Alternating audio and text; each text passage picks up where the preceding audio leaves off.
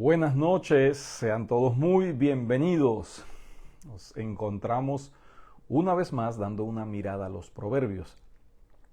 Estamos hoy nuevamente dispuestos, listos, preparados para abrir la palabra de Dios y para poder apreciar la hermosura de la enseñanza, de la dirección, del consejo, de la sabiduría de lo alto, expresada aquí en la sagrada palabra de Dios, la Biblia. Mis amados, hoy continuaremos con Proverbios capítulo 21 y estaremos viendo desde el verso 16 hasta el verso 31. Y con esto daremos por culminado el capítulo 21. Seguimos avanzando en este estudio, seguimos avanzando en esta enseñanza de los proverbios tan necesarios en medio de las tormentas de la vida, así como hoy mismo en el Golfo de México se acerca también una tormenta ya huracán, pero necesitamos en nuestra vida, en nuestro diario vivir, las tormentas, los huracanes espirituales. Necesitamos siempre una palabra del cielo, necesitamos siempre una dirección divina para enfrentar las tormentas, para enfrentar estos caminos inciertos en este mundo. Y gracias al Señor que nos ha dado su lámpara. Lámpara es a nuestros pies su palabra y lumbrera a nuestro camino. Y hoy disponemos nuevamente nuestros corazones para seguir aprendiendo del consejo del Señor. Así que le pedimos al Señor su bendición, le pedimos al Señor sabiduría, le pedimos al Señor su guía para entender su palabra. Así que si me acompañan, podemos pedirle al Señor que nos dé su bendición. Señor, gracias por este tiempo que para muchos es un tiempo de incertidumbre y de temor debido a la tormenta, el huracán que se aproxima, pero nosotros también, Señor, confiamos en tu mano de favor. Y asimismo, Señor, aquel que esté pasando por una tormenta, un huracán espiritual en su vida, le pedimos que tu palabra sea de gran bendición, oh Dios. Gracias, Señor, te lo pedimos en el nombre de Jesús, nuestro Señor, nuestro Salvador. Amén, amén, y que para Él siempre sea toda la honra, toda la gloria. Pues bien, vamos a dar lectura a partir del verso 16 del capítulo 21. Y la palabra de Dios dice así: el hombre que se aparta del camino de la sabiduría vendrá a parar en la compañía de los muertos. Hombre necesitado será el que ama el deleite, y el que ama el vino y los ungüentos no se enriquecerá. El rescate del justo es el impío, y por los rectos el prevaricador. Mejor es morar en tierra desierta que con la mujer rencillosa e iracunda. Tesoro precioso y aceite hay en la casa del sabio, mas el hombre insensato todo lo disipa. El que sigue la justicia y la misericordia hallará la vida, la justicia y la honra. Tomó el sabio la ciudad de los fuertes y derribó la fuerza en que ella confiaba. El que guarda su boca y su lengua, su alma guarda de angustias. Escarnecedor es el nombre del soberbio y presuntuoso, que obra en la insolencia de su presunción. El deseo del perezoso le mata, porque sus manos no quieren trabajar. Hay quien todo el día codicia, pero el justo da y no detiene su mano. El sacrificio de los impíos es abominación, cuanto más ofreciéndolo con maldad. El testigo mentiroso perecerá, mas el hombre que huye permanecerá en su dicho. El hombre impío endurece su rostro, mas el recto ordena sus caminos. No hay sabiduría ni inteligencia ni consejo contra Jehová. El caballo se alista para el día de la batalla, mas Jehová es el que da la victoria. Qué hermosa porción de la palabra de Dios, tan necesaria en el día de hoy. Nosotros estuvimos viendo la semana pasada desde el verso 1 hasta el verso 15, donde hablábamos acerca de los caminos del hombre, el camino del hombre, y vimos que todo camino del hombre recto es su propia opinión. Vimos cómo solamente hay dos caminos: hay un camino de justicia y hay un camino de injusticia, hay un camino de verdad y hay un camino de falsedad, hay un camino que conduce al Señor y hay un camino que nos aleja del Señor, ¿no? Y por lo tanto ese camino que nos acerca a Dios siempre será a través de Cristo. Es el camino hacia Cristo, es el camino a través de Cristo y es el camino en el que permanecemos en Cristo. Y hoy comienza hablando esta porción en el verso 16 acerca de el hombre que se aparta, que se aleja, que ha estado, que por lo menos ha recibido la verdad, que ha estado en la verdad y que se aleja del camino de la sabiduría. ¿Sí? Ese hombre vendrá a parar en la compañía de los muertos y hace un contraste muy interesante acerca de el camino que debe de seguir el recto, el justo. Dice allí al final del verso 29, mas el recto ordena sus caminos, ¿no?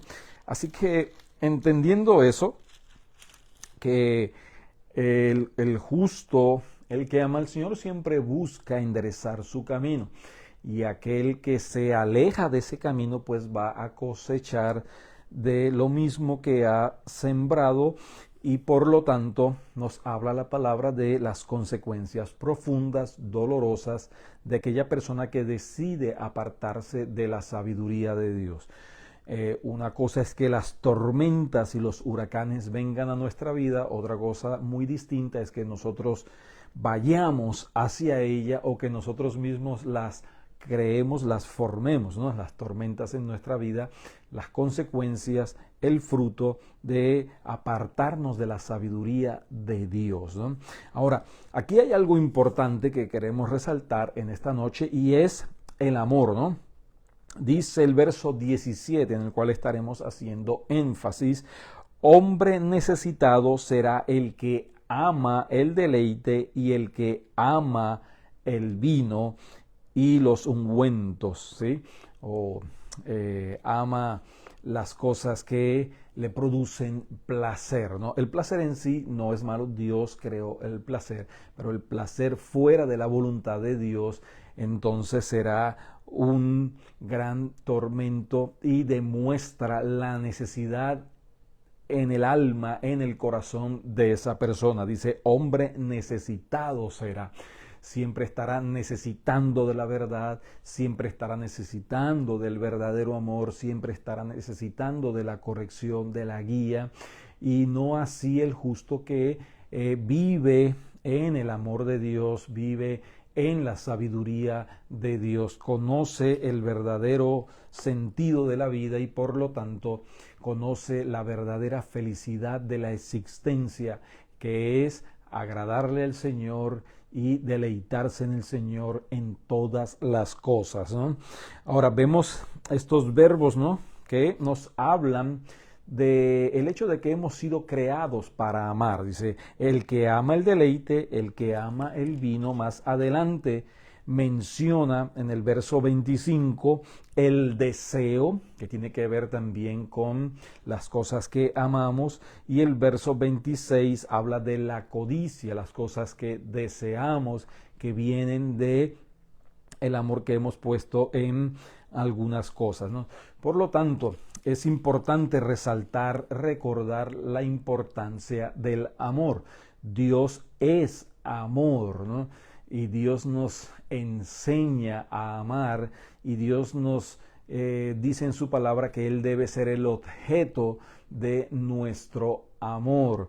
Por lo tanto, nosotros somos capacitados para amar porque el amor de Dios, como dice la Escritura, ha sido derramado en nuestros corazones. Dice, mira cuán amor nos ha dado el Padre para ser llamados hijos de Dios. Es ese amor el que ha sido derramado en nosotros y es por ese amor que podemos ser llamados hijos de Dios, ¿no? Así que el objeto del amor debe ser siempre Dios y también Él nos da la habilidad, Él nos da la capacidad para amar a nuestro prójimo y aún para amar a nuestros enemigos.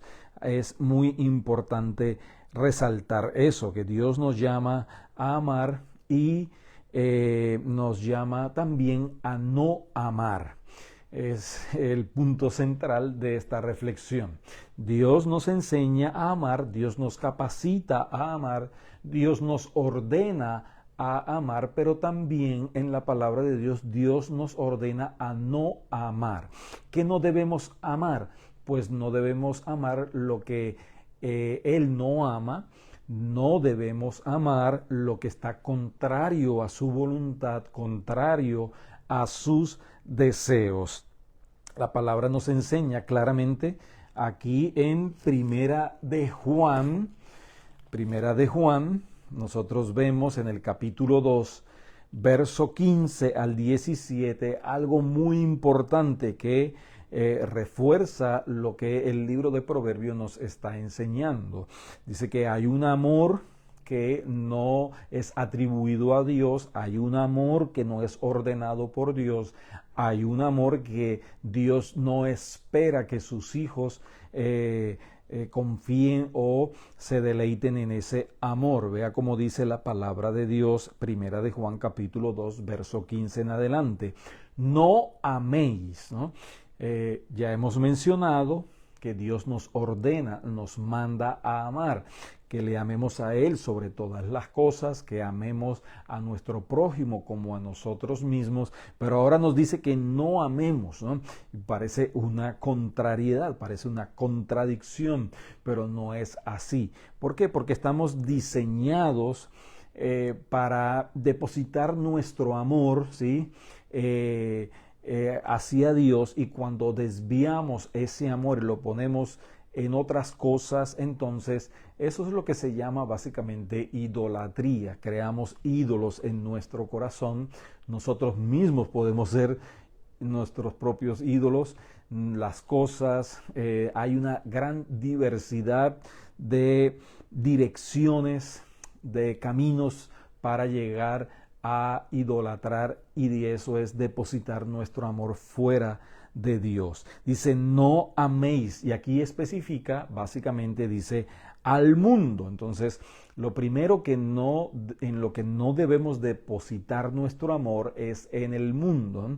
En la palabra de Dios, básicamente mundo puede significar el cosmos, la creación, puede significar el conjunto de personas, pero también puede y significa esa manera de pensar, esas corrientes ideológicas, esos antivalores, esos principios del mundo que van en contra de la voluntad de Dios, que se expresan a través de diferentes formas, diferentes maneras, se han expresado a través de diferentes épocas, a través del arte, a través del deporte, a través de una gran diversidad, corrientes de pensamiento, corrientes ideológicas que tratan de formar el carácter y la voluntad de las personas, alejándolas cada vez más de la voluntad de Dios. Eso puede ser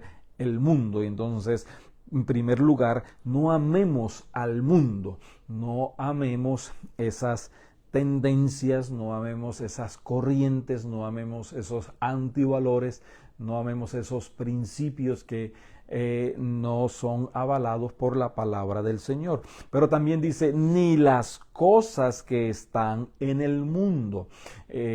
Todo aquello que nos aleje de la voluntad de Dios, que nos distraiga, que nos atrape, que nos cautive.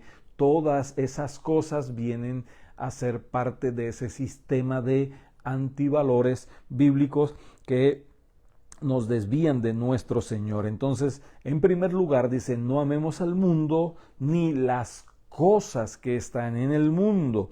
Dice, si alguno ama al mundo, entonces naturalmente la evidencia es que el amor del Padre no está en él.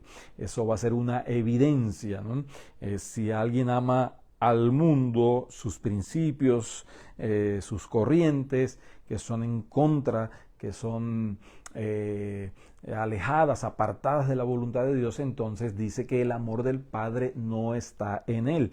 ¿Y por qué razón? Dice, porque todo lo que hay en el mundo, dice, en primer lugar, los deseos de la carne, es decir, desde dentro de nuestro ser, nuestros deseos, nuestras motivaciones que nos llevan a amar cosas, personas, cualquier elemento, metas aún, sueños que no están en la voluntad de Dios. ¿Sí? Dice los deseos de los ojos, que puede ser también la lujuria, la vanidad, la vanagloria, y dice, y la vanagloria de la vida. Entonces no debemos de amar, ¿no? Porque todo eso está en el mundo y todo eso trata de cautivarnos, distraernos, atraparnos, sujetarnos, subyugarnos y mantenernos cautivos, lejos de la voluntad de Dios, ajenos a la voluntad de Dios. ¿Por qué razón? Dice entonces, y el mundo pasa y sus deseos, porque todo eso va a pasar. Eso no es eterno, eso es finito, eso no es permanente, eso es simplemente algo que dejará de ser. Va a pasar quizás la juventud, va a pasar las riquezas, van a pasar los estatus, todo eso va a dejar de ser. Va a llegar un momento en que nos vamos a encontrar con la realidad de que ya esas cosas que nos han alejado de Dios y han sido el motivo de tener una vida llevada sin la dirección del Señor, que trae consecuencias dolorosas para la persona, para su familia, para su entorno, en su presente, para su futuro. Por lo tanto, dice muy claramente, y el mundo pasa, todas esas cosas van a dejar de ser, pero el que hace la voluntad de Dios permanece para siempre. Así que un reflejo del amor hacia el Señor es que hacemos su voluntad. Y el que hace su voluntad, dice, va a permanecer eternamente. No solo en esta vida va a disfrutar del deleite, de la presencia, del gozo del Señor, sino que va a ser algo permanente, continuo, hasta la eternidad. Esto nos enseña claramente que no debemos amar. Así como el Señor nos ordena a amar, también hay un mandamiento a no amar. Hay corrientes de pensamiento, hay ideologías que se han levantado que tratan de decir que debemos de amar todo, de todas maneras, de todas formas, en todo tiempo. Y no es así. Nosotros amamos a nuestros hijos y nosotros corregimos a nuestros hijos. Nosotros nos complacemos todos sus caprichos. Nosotros muchas veces tenemos que disciplinarlos y esa es una expresión de amor. Por lo tanto, mis amados, volviendo al libro de Proverbios, entonces nuevamente recordamos que hay un amor, hay un deleite que nos desvía, que nos aleja o que es el reflejo o el resultado de no amar a Dios. Y siempre entonces nos vamos a encontrar en que nuestro corazón no puede estar dividido. Como creyentes, nuestro corazón no puede estar dividido entre Dios y el mundo. La palabra de Dios dice que el que ama al mundo entonces se constituye enemigo de Dios, y ser un creyente que ama al mundo, entonces va a reflejar que realmente no ha habido un cambio, una transformación, o que se está alejando, como dice el verso 16, el hombre que se aparta del camino de la sabiduría vendrá a parar en la compañía de los muertos, ¿no? Así que, amados, el llamado es, debemos de confiar, de amar completa, solo y únicamente en el Señor. Ya es el gran mandamiento: amarás al Señor por sobre todas las cosas, con toda tu mente, con todo tu corazón, con todas tus fuerzas y con toda tu alma. Que continuemos siendo llenados del amor del Señor, con el cual el Señor inició nuestra vida de fe, ¿sí? Y que avancemos buscando y anhelando amar cada vez más, continuamente, a nuestro Señor.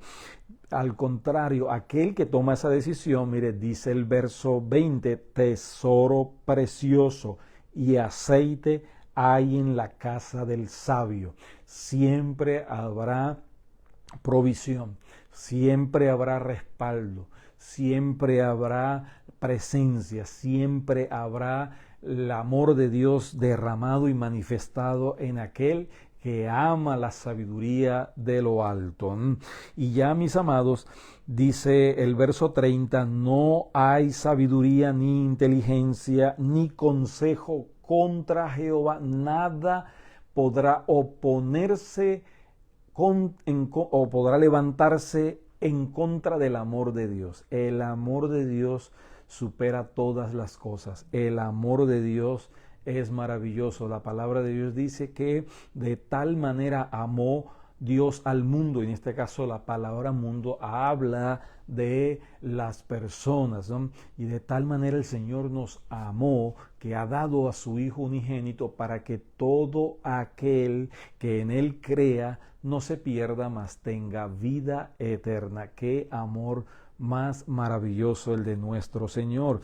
Dice el verso 31, el caballo se alista para el día de la batalla. Ya era un mandamiento, ya era una orden que se le había dado al pueblo de Israel, que cuando saliera a la batalla no confiara en sus caballos, en la fuerza de sus caballos, en el número, en la cantidad de sus caballos, sino que su confianza debía estar siempre depositada en Dios. Y de la misma manera, estamos en una guerra espiritual, estamos en una batalla, ¿sí? Estamos luchando, ¿sí? Y debemos de confiar solamente en el Señor. Dice, mas Jehová es el que da la victoria. Y nosotros vamos a vencer porque el amor de Dios ha sido derramado en nuestros corazones, y el Señor nos llama a que depositemos todo nuestro amor, toda nuestra confianza en Él. Gracias, Señor, gracias por tu palabra. En medio, Señor, de las batallas, las tormentas de la vida, ayúdanos a amarte cada día más. Ayúdanos a confiar en tu amor, que es inalterable, que es inagotable, que es invariable. Tú eres el mismo ayer, hoy y por los siglos de los siglos. Ayúdanos, Señor. Tú nos ordenas a amar y sabemos, Señor, que tú nos capacitas para ello. Gracias, oh Señor. Bendice a tu pueblo, bendice a tu iglesia. Y si alguien, Señor, no te ha conocido como tu único y suficiente Salvador, que tu amor sea revelado a su corazón y pueda rendir su vida a ti, quien ha derramado su vida por nuestros pecados y quien nos ha dado salvación y vida eterna. Gracias, Señor, en el nombre de Jesús. Amén y amén. Qué porción más preciosa de la palabra de Dios. De la misma manera, continuamos, avanzamos ya. El próximo miércoles les esperamos para ver el inicio del capítulo 22 en una mirada a los proverbios. De la misma manera, les invitamos cada domingo domingo de celebración, domingo de júbilo, domingo de alegría. Exaltamos al Rey de Reyes y Señor de Señores. La salvación es de Jehová. Él es el único que nos puede salvar y Él es el único en el que nosotros debemos de poner toda nuestra confianza. Que el Señor les bendiga, que el Señor les guarde y que tengan un feliz resto de semana, siempre tomando todas las medidas necesarias y pertinentes en medio de la tormenta, el huracán que se aproxima. Dios les guarde, Dios les bendiga.